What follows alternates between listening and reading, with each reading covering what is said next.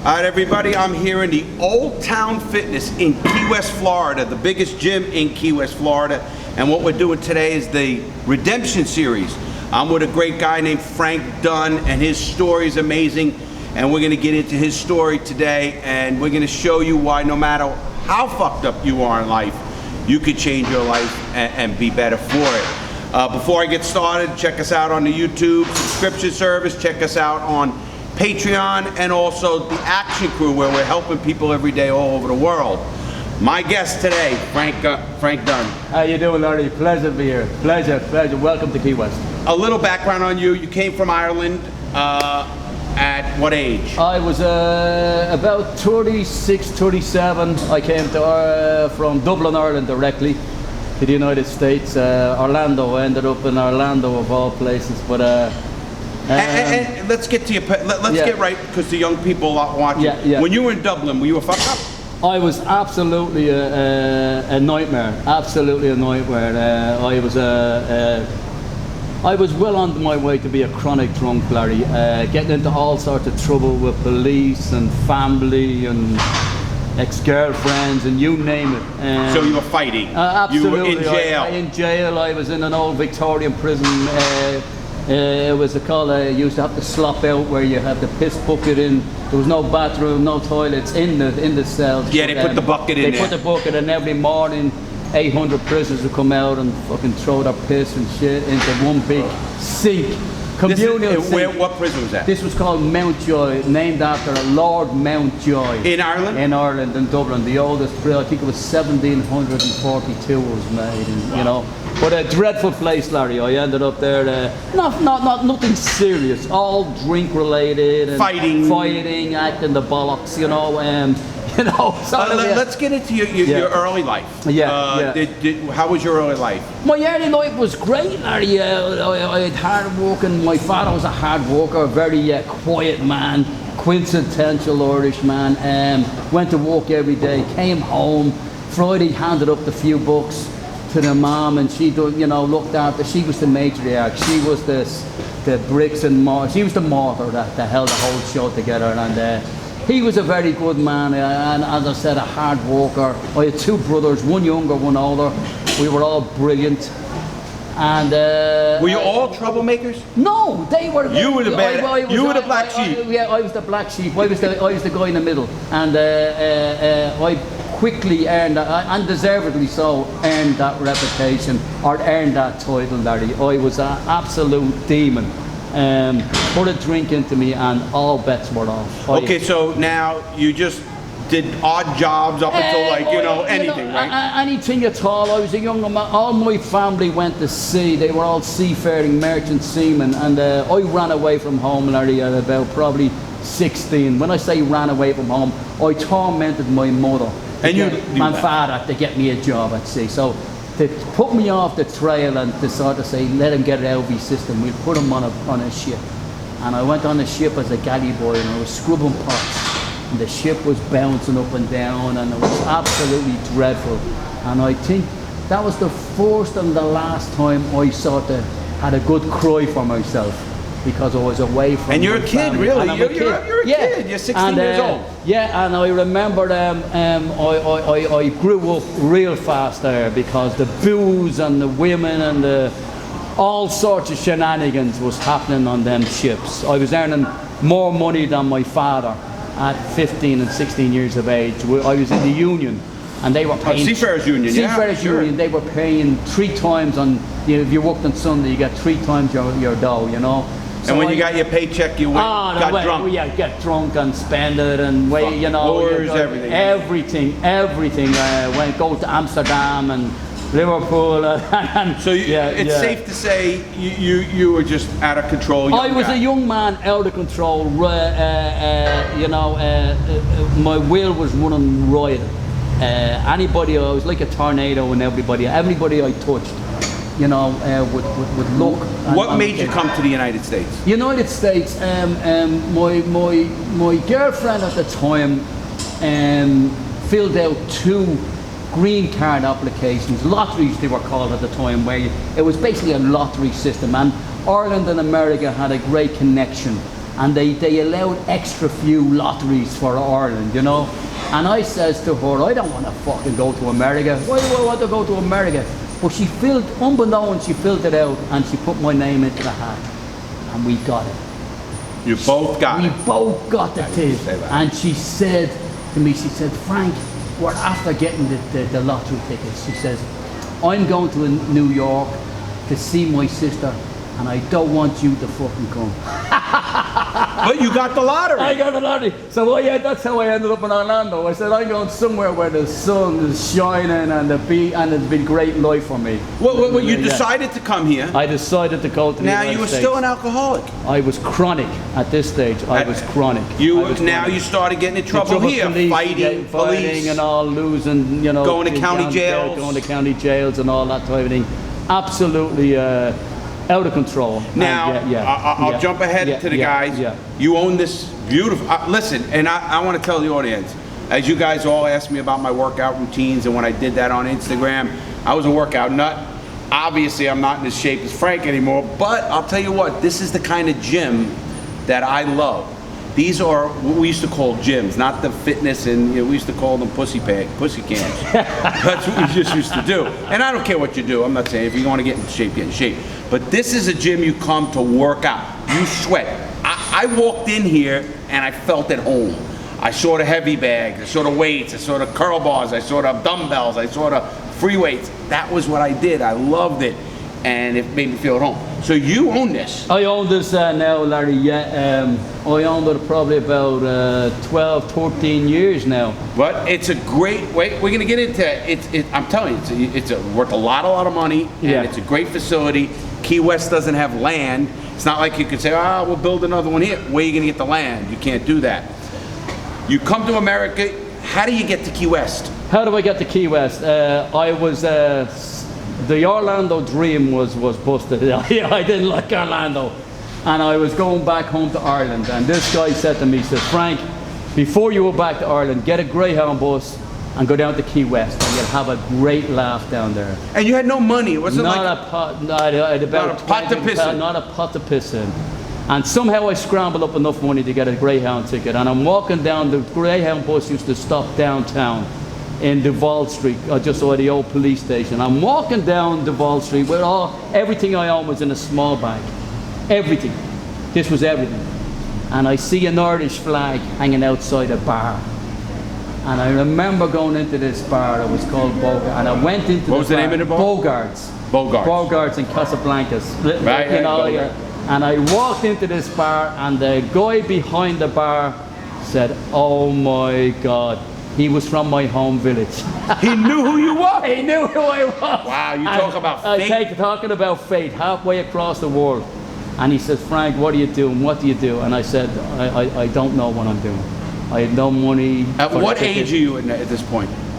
I'm probably 34, 35, you know. 34? I got sober at 37. So I'm 27. No, 37. I got you got sober at 37. That's but my now action, you're 34 34, 35. What age did you get here? I forgot about. Probably about 33. 33, okay. yeah. So you lasted a few years in Orlando. A few years in Orlando and sort of doing little bits here and there and scraping boy. I was always scraping boy, Larry. I had great ability to get a great job because I was a great bullshitter. And a good worker. And a good worker. When I showed up. When you didn't drink. When I didn't drink. You know, I tell my people all the time about being responsible. So here you are. Yeah. You come down to Key West. You meet a guy. And does he give you a job? He says to me, I know a place where they're looking for painters. Can you paint? And I said, absolutely, I'm a great painter. And he could have said you could sew something. You could have said, I'm a great sewer. I'm a great sewer. And I got a job and I was painting houses and I was showing up for the first couple of months and they thought I was absolutely great. And eventually I got back into my old ways, my old habits and missing work. Drinking and excessive excessive drinking. You're not talking about No, there was nothing nice about my drinking, Larry. There was absolutely nothing nice about my drinking. I was a dangerous anti-social drunk. When I say that, I wouldn't care about the consequences of what was said, what was did, how did I drive. Thank God, Key West, you didn't need a car. Right, yeah, it's a little island so here. A bicycle, I basically owned a bicycle. And I was lucky. I think I stole that bicycle. You know, but I had some form of transport. And, okay, so you go to work. Yeah. You start work. Now you're here. You're working for how long? 3 years? I'm working a couple of years, Larry, here, 3 years here, doing odd jobs. And when I got sober, my periods of sobriety, I could stay dry for a while. You know, and I'd get my shit together. And I'd get a bunch of money, I'd feel good, and I'd put on a bit of weight, and I'd fucking, you know, go buy a new set of treads. And all of a sudden I go drinking, and I was gone again, you know, and shame, guilt. You'd go on benders for weeks. Benders for weeks and months, and it went on like that, Larry, until you know, I came to a state. Who got you off drugs? Who got you off alcohol? Somebody called you to your house. There was an old man that I'll never forget him, and I think about him often. His name was Morris. And he was called the 5-time loser, and that means he had 5 felony convictions, and he served 20 odd years in Folsom Prison. He was on the old chain gang, like you see in the movies, the chain gang, and he was in the hole where they give him rye bread and castor oil and stuff like that in the hole, you know. And he said to me, you know, he said, Frank, he says, there's 3 things for you in your future life. He said, jails, institutions, or death. They're the 3 things in your future. He said, the way I'm drinking, because he could see the way I was drinking. And I've been to 2 of them. And he said, the easy part, Frank, he says, is dying. The hard part is living. It's your choice. The easy part is... So he calls you to his house? He calls me to his house, and I'll never forget it, Larry. He had a bottle of whiskey, Jameson whiskey. And he said to me, you ready? Let's start drinking. And I was so sick I wanted to throw up. My nerves was gone. There was nothing left in me. And I said, Morris, I can't do it. He said, okay, let's begin. And that's the last time? That's when you quit? That's when I quit. 24 years ago? 24 years ago, Larry. January 7th. 24 years, 1996. Yeah. Wow. And Larry, that's the last time. I remember my mother, Larry.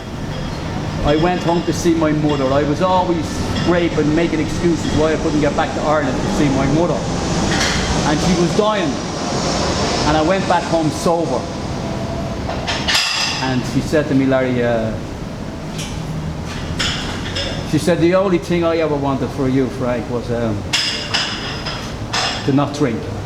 This has got me good. Yeah. What we did to our parents with my crime and stuff hurt me more than me. Exactly. And that's the only thing she ever wanted from me. And she died, Larry, and she died happy. But she saw you sober. She saw me sober. And my father saw me sober. Now, you obviously, you changed your life. Did your life pretty much immediately change? Like, did you start seeing things happen, or? All sorts of good shit, as I thought, by coincidence, started happening to me. Like, people were saying, yeah, we can do that for you. And I remember, Larry, I got a job at Mayflower. I was telling you about Mayflower. I wanted to get out of Mayflower's the moving company. The moving company. With the trucks, the big trucks.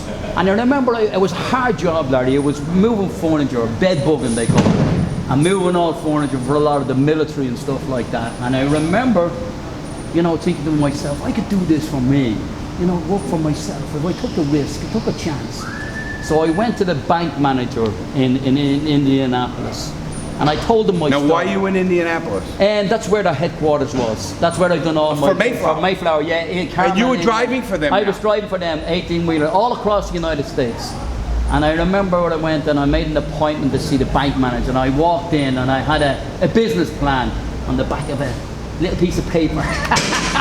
Listen, I tell everybody in business, you have to have a business plan. A business plan. And he looked me up and down. He took his glasses with on top of the ridge, you know. He looked me up and down. He said, how can I help you, you know? And he gave me one of these looks, and I said, oh, fuck, you know, here you go. But anyway, I told him what I was going to do. I said, I want to work for myself. I said, I know I can make it. I know I can do it. I said, I just need a loan. I just need that chance. And he looked at me up and down, and he said, how much do you want? And I said, I want $74,000 to buy a room. And he says, I'm going to take a chance on it. And you wrote out the check that day. Right there. Right there and then. And that was how many years ago? That was in 1990. That was 1998, Larry. I think 1990. You know what I mean? Okay, you're sober for a year. Sober a couple of years. Right? Yeah. Getting my So you shit own together. your own truck. I own my own truck, and here I am traveling across the United States, making great money because now all the money's coming into me. And the more you work, the more you make. And the more you work, the more you make. And at that time, there was all log books, as you fill them out by hand, and you know what I mean. You could sort of say bend the rules a little bit. So instead of driving 8, you drive 12 hours, or whatever it was, Larry. And you could sort of it was really the freedom of the open road as well. And I got to see the Colorado Rockies, and I got to see the Pacific Ocean. Great choice to get your CDL. Great, and be well paid for it, Larry. And be well paid. And well paid. And you're single at this point. And I'm single, absolutely. Are you single now? I'm getting married on New Year's Eve morning. They're laughing because I knew the answer, everybody. I met his fiance, and when I met the fiance, he says, "Larry, this is my girlfriend." You know what she says? No, I'm his fiance. We're getting married in 2 weeks. So I had to put him on the spot. So is this your first marriage? This is my second one go around. My ex-wife. I've got a daughter, 18, that they're in Miami. She's doing very well in school. I had 2 marriages. Fantastic. I was reading your stuff, Larry. But everything with my daughter's going great. She's got dual citizenship, like me. I live in the greatest country in the world now at the moment, as you know, and I'm very proud to be an American citizen. It's one of the greatest things ever happened to me in my life. See, that was your first girl getting you that green that visa. Absolutely. You better thank her. But let's keep going on your story. So here you are, you own your own truck. You're traveling the United States, you're making money, you're a young guy still, you're fucking, I'm sure, like an animal, you're having fun. Yes, you meet a woman, but we all know how that goes. We're not going to worry about that. So, what brings you to Key West? I come back. I was already out there in Key West for a couple of years. Got sober here, Larry. And there's an old saying about Key West: when you get the sand in your shoes, you'll always come back. And I had the sand in my shoes, Larry. And every opportunity I get, I come down and I meet Morris, my old sponsor, and we talk about things and we talk about life and about experiences, and he was like a beacon in the storm. I could dump everything on Morris, and I think everybody needs that in their life, Larry. A mentor. A mentor. And I used to come back down, and I decided. I remember I was after getting divorced. I think I divorced that girl, and I remember after burying my mother, and I was at my lowest ebb, Larry. I was still sober. I didn't want to drink. I knew that was fucking not the answer for me. And I was walking by the beach one day, and I didn't know what to do with myself, Harry. I really didn't. Now you still had the truck. Still had the truck, but I didn't want to do it. You didn't have the heart for it anymore. I didn't want to do it no more. I'm on the beach, and I heard this guy calling out, "Hey, Irish, come here a minute. Where have you been?" And I used to drive for this guy years ago. And I ended up buying 4 medallions, 4 licenses for limousines. Limousine licenses? Limousine licenses. People on my channel know I had my own limousine. Limousines, and as I said, stretch limousines. Stretch limousines. I bought these, and right here in Keys? Right in the Key West. And I remember I bought that company for $12,000, and I sold it for $380,000 2 years later. Wow!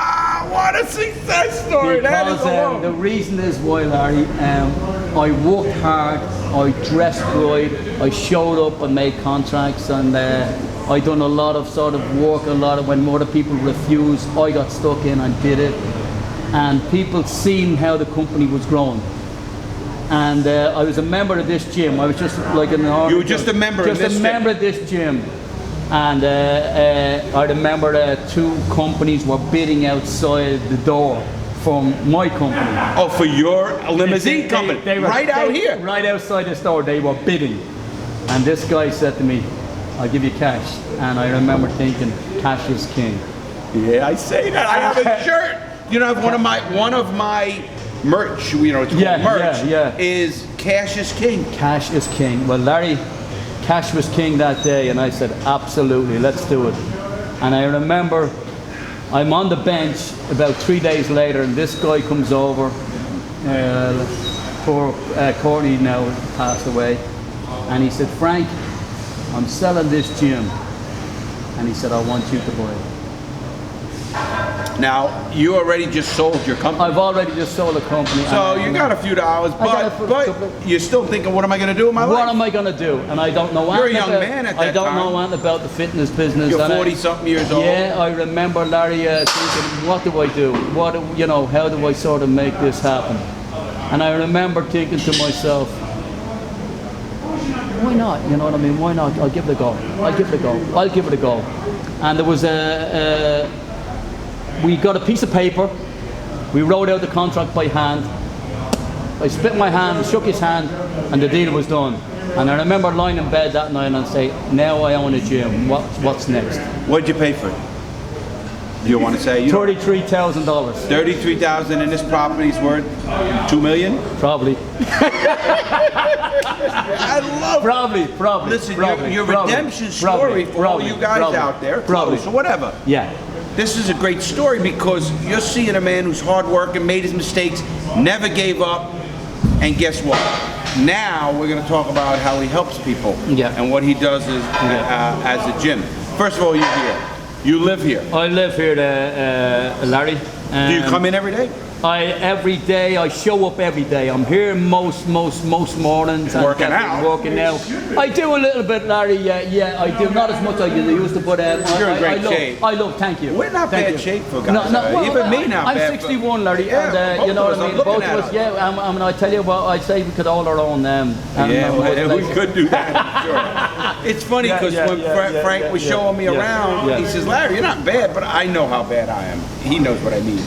But when I look around, I see some of these people at our age, and I say, "What?" You know? Yeah, absolutely. It's night and day, Larry. Yeah. Oh, yeah. At least we have that energy. We got that energy, Larry. I truly believe. I truly believe that if I didn't know my birthday, I wouldn't know my age. I really would. I'd be guessing at my age, you know, if I didn't know my birthday, you know, on a piece of paper. I didn't pick you for your age. 61. I picked you for younger than me.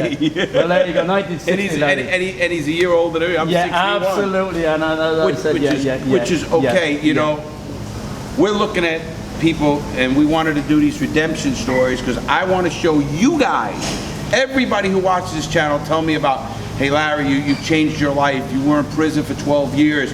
You were a mobster. You were the biggest jewel thief in the country, and you changed. You know, you can actually change. I talk to people all day, Frank, and I tell them, listen, you're a different man than you were when you were 20. Absolutely. Because this is how I look at it. When you're 20, you think you know it all. When you hit 30, you look back and say, what a fucking idiot I was at 20. Absolutely. When you hit 40, you look back and say, I was still stupid at 30. When you hit 50, you look back and go, man, am I ever going to learn anything?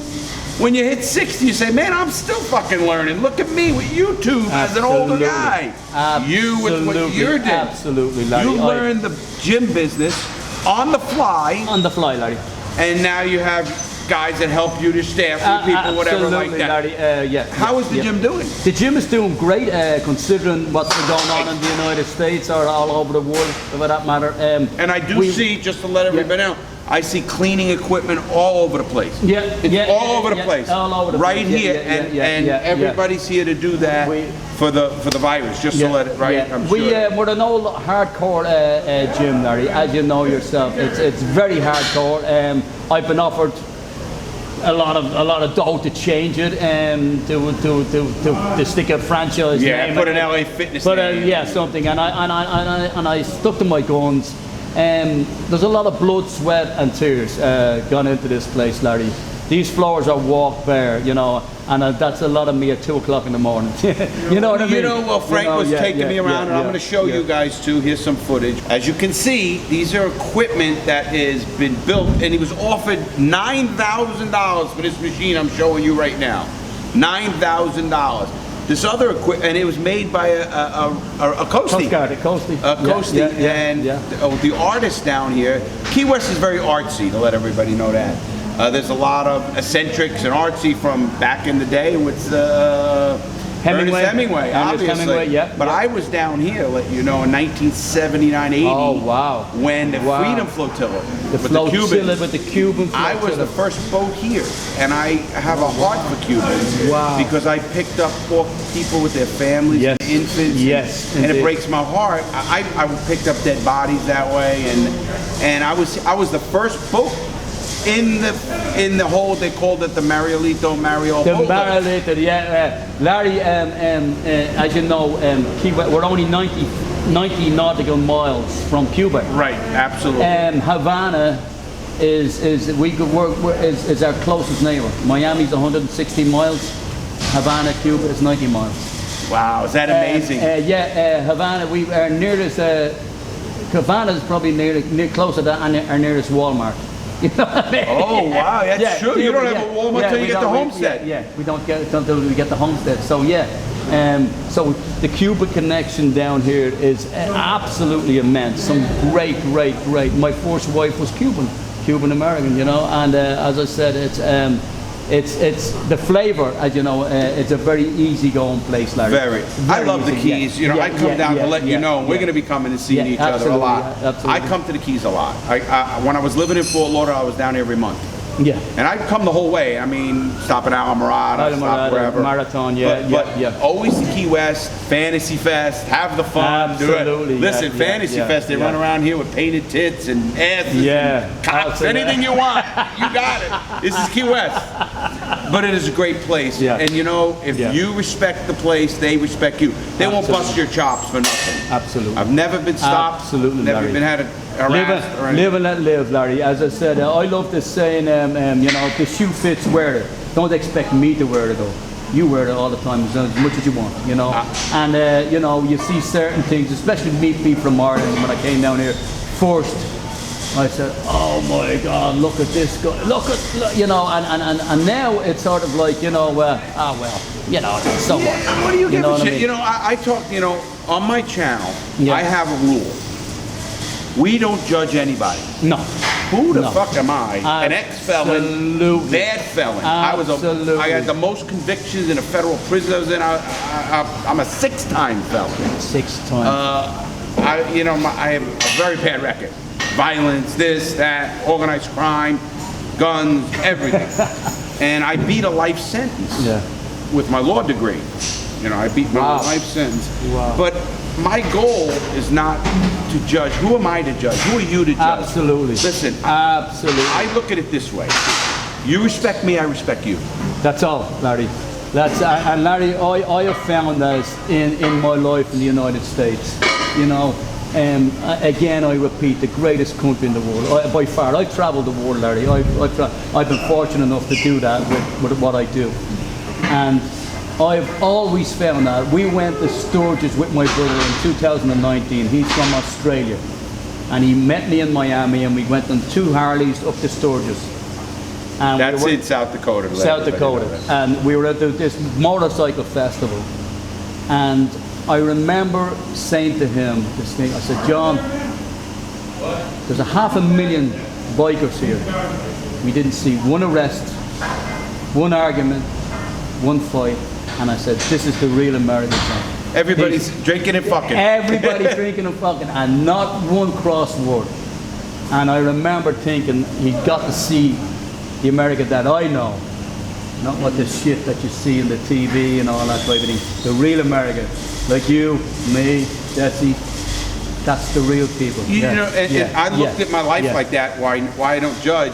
What you do behind your closed doors is your business. That's your business. People Larry. ask me all the time, matter of fact, Steve, I did the interview, and he asked I believe I'm a social liberal, meaning I don't care what you do, but I'm a fiscal conservative. Don't spend my money. You want my tax money? Spend it right. But if you want to fuck the hole in the wall, have fun. Don't bother me. Exactly. I'm a great believer in that, Larry. I know how to spend my money better than any government that I've ever met. You know what I mean? That I've ever sort of handed over my money But to. most people are like us. I think so, Larry. I think so. If you ask a person, do they care about this subject or gay marriage or this one? Nobody cares. Nobody gives a fuck. Nobody gives a fuck. They really don't. No. And when I look at things like that, my girl and I, we talk about it all the time, and we're very liberal.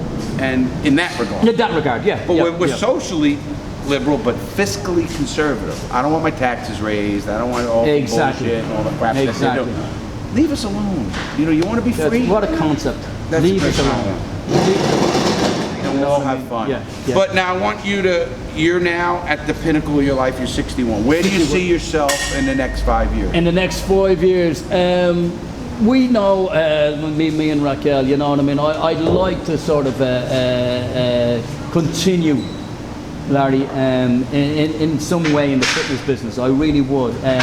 I'd like to sort of get involved in maybe passing along what was freely given to me, you know, sobriety, getting into some sort of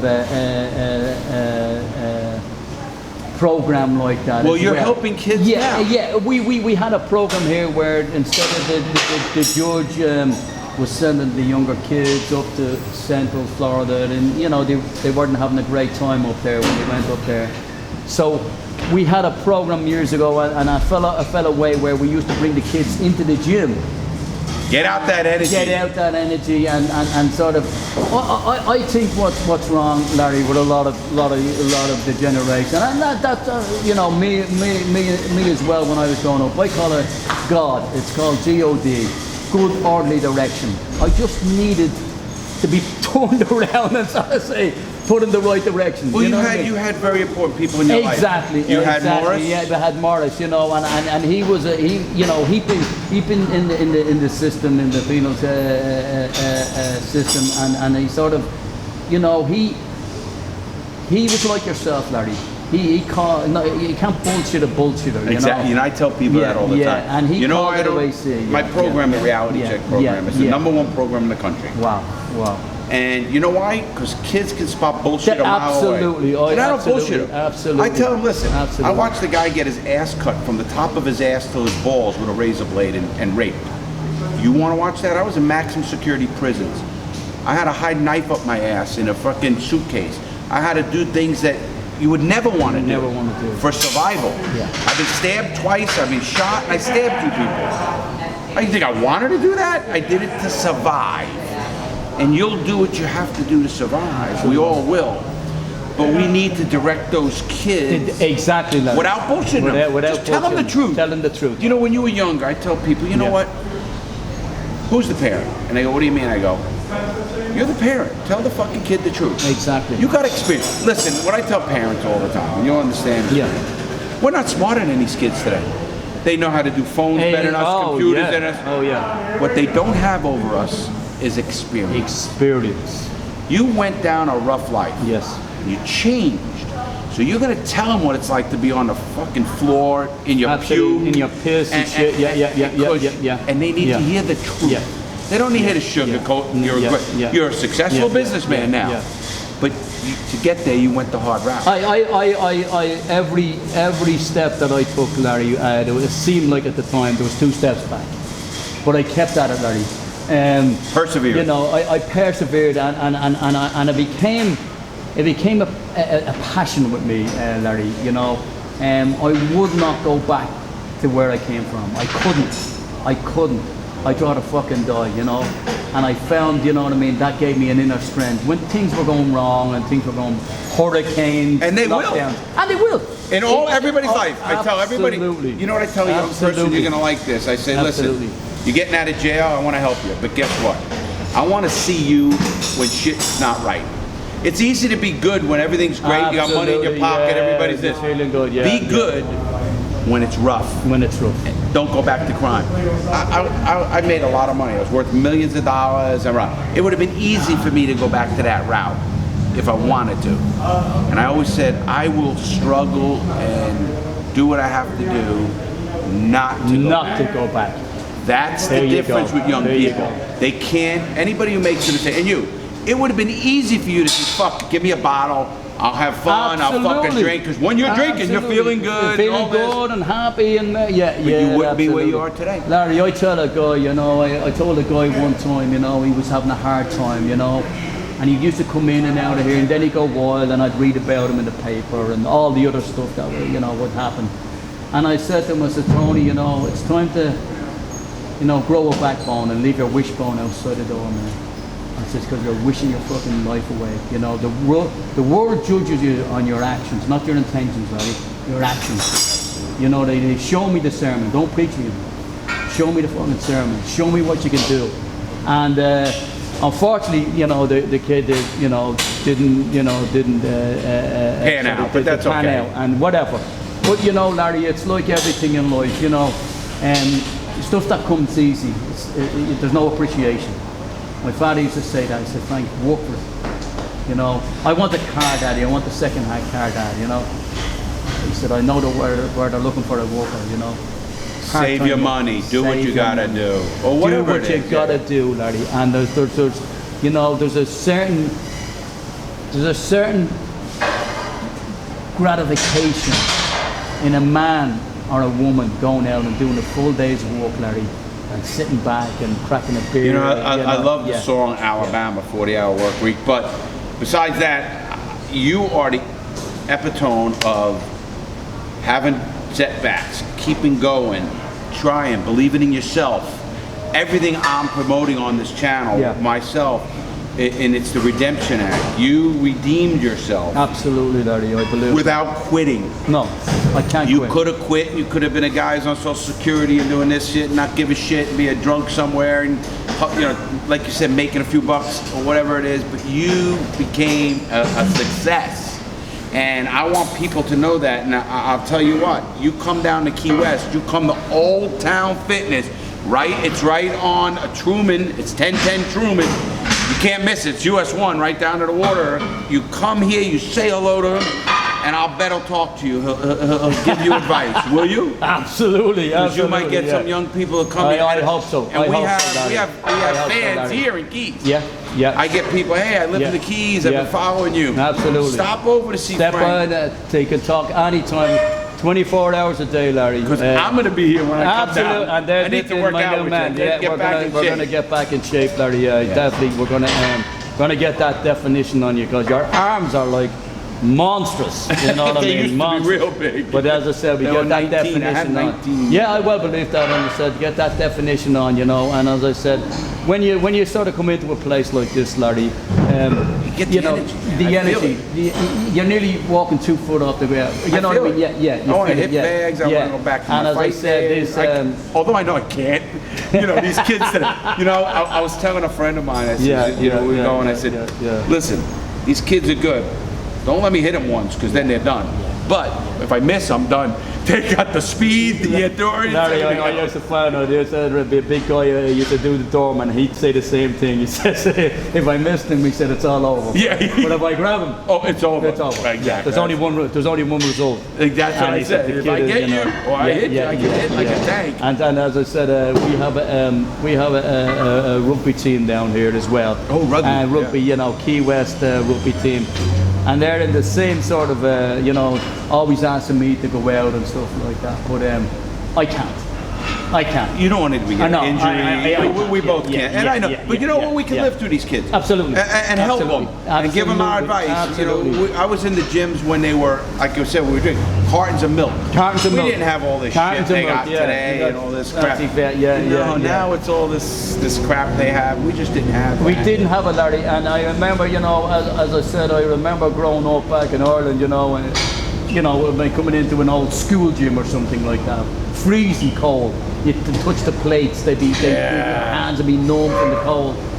We don't have that problem here in Key West. No. I'm here. You know what I mean? We have, what is it? It's December the 14th or something like that. And then we're December 15th. And I'm going to be down a lot. Because I do come and we're going to do more. Yeah. I want you to, what do you want to say to my audience about redemption and about anything for a closing? I think, Larry, you know, I think, Larry, and I'm speaking to Larry's audience out here, you know, believe in yourself. You know, you are worth it. You are absolutely worth it, regardless what anybody else will tell you or you might hear about yourself. And this is from an ex-drunk. No arse in his trousers. About $10 left, and at the end of his tether. I live at the end of the United States, and you know, I didn't know then, but it was the beginning of the end, Larry. And It was the end of a life of misery for me. And I've changed, and I've grown. I've got lots of friends today. I'm getting married to a beautiful woman, and I just sort of, I'm the luckiest man in the world. I know I'm the luckiest man in the world. This country has been tremendous to me,